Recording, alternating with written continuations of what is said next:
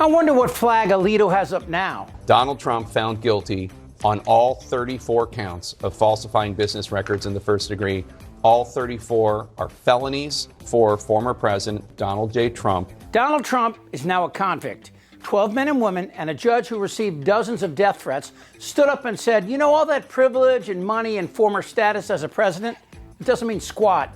You lied, and you treated the law like it was your daughter Tiffany. I don't know anything about what you're talking about. And the law stood up and said, hey, fat boy, you are my bitch. But this is just step one. What's next? Well, Karl Rove, a confirmed coward who straddles the middle, went on Fox News and said this could cost Trump big. If he is found guilty, let's not underestimate that there is a problem. Think about this. Those numbers are like 11%. Less likely to vote for him. Think about Michigan, where they're in the Real Clear Politics average, Donald Trump is up by 0.5%. Or Pennsylvania, where he's up by 2%. Or Wisconsin, where he's up by 0.3%. So in a close race like we're likely to have, having 5, 6, 7, 8, 9, 10, 11% of the electorate less likely to vote for you is a problem. And for the record, those poll numbers he cited were Rasmussen polls who got it wrong in 2016, 2018, 2020, and 2022. But other than that, they were perfect. These swing states are swing states for a reason. They're divided by people's views on the role of government in our lives. This goes back to Adams and Jefferson, the Federalists and the Anti-Federalists. And it was dirty back then, too. Thomas Jefferson spread rumors that John Adams was a hermaphrodite. Don't ask. Go look it up.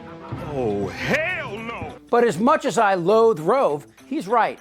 The people who might have voted for Trump now see the real Trump. I voted for Trump. I am a registered Republican. And I'm a lifelong Republican. Matter of fact, I have never voted for a Democrat in my entire life. I've been active all my life as a Republican. I voted for Donald Trump. Not my proudest moment. I will not be voting for him again. And I voted for Donald Trump in 2016 with the hopes that he would truly make America great again. Voted Republican 2016, but not for Trump. I would not vote for Trump. I grew up in the church. Character and morals and values are big to me and my family. The hardest thing to watch in the last 4 or 5 years with all of this has been the evangelical Christians sell out to this false prophet. He's a convict, and regardless of whether or not he goes to jail in Florida, he won't be able to vote for himself. This was a disgrace. This was a rigged trial by a conflicted judge who was corrupt. It's a rigged trial, a disgrace. They wouldn't give us a venue change. We were at 5% or 6% in this district, in this area.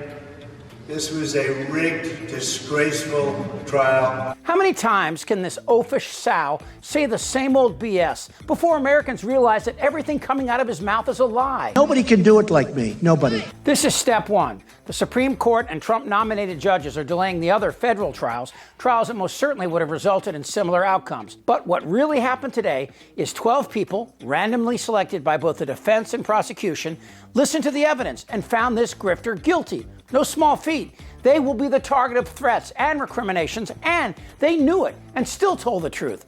And while Fox and Trump and the rest of these incels will shed crocodile tears, they're wrong. This was as fair as it gets. And voir dire, one of the jurors said he went to Truth Social for information, and the other said he watches Fox News. So whatever bunk Trump offers, the truth is this. Regular people said, shut the front door. These jurors had to listen to hours of testimony about Stormy, Cohen, and Pecker and review hundreds of pages of evidence, and it took them days. If we allow Trump or other forces like SCOTUS to undermine this basic principle, then F it. It's all over. Supreme Court Justice Samuel Alito rejects calls to recuse himself from cases related to the January 6th Capitol attack.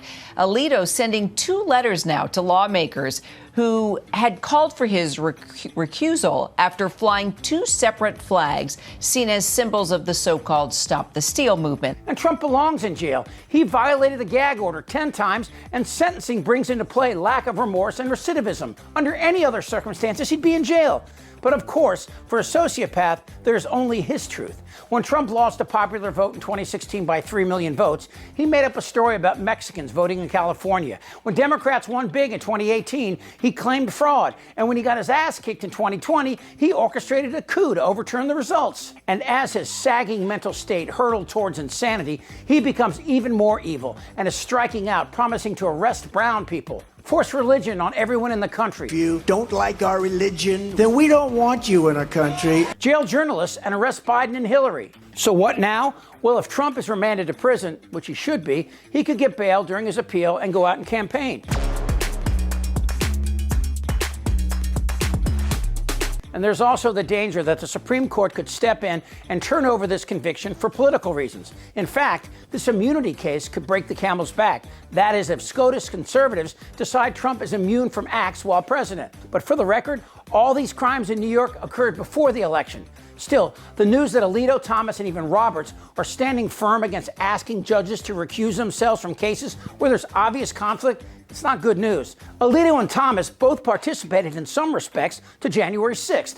Alito's wife flew an upside-down American flag in their front yard, and Clarence Thomas's sow was actually there, texting Meadows to fight the election results. We cannot count on the Supreme Court, and actually, we need to worry greatly that they may step in and invalidate Trump's convictions. That's how bad it is. But they're unwilling to do any of the hard work that's necessary to rid our party and our country of Donald Trump. But, you know, to me, George, the entire primary was over the night of the first debate. Why? Because when they ask you, would you still support him if he was a convicted felon? And 6 of the 8 people raised their hands on that stage. What it says to the largest debate audience we were ever going to have during the primary is his conduct is normal. 6 of these 8 candidates who are running against him say it's okay. So how do you expect voters to think it's not okay? Trump's conviction gives me hope, and I truly believe that Biden will win, which translated means I still have faith in the American people. I get this faith from people like Liz Cheney and Adam Kinzinger, who stood up to tell the world that values matter and integrity still means something. Trump's base knows firsthand the America that Trump wants to recover. We win, we will, we're right. Fox News and Trump's sycophants will put profits over truth and the American people. This pustulant skin tag with his rapidly declining mental acuity is more than just a political story. He's calling for the end of our democracy. I would encourage them to do whatever the hell they want. And Republicans are either afraid of him or looking to cash in. While most Americans Netflix and chill, there are forces at hand who are counting on us to stare at our phones while Trump ascends to a position that will bring it all down. I just wanted to say, look, welcome to the end of democracy. We're here to overthrow it completely. We didn't get all the way there on January 6th, but we will endeavor to get rid of it and replace it with this right here. We'll replace it with this right here. Amen. 12 jurors did more than just call Trump to account for his many crimes. They showed us what we need to do next.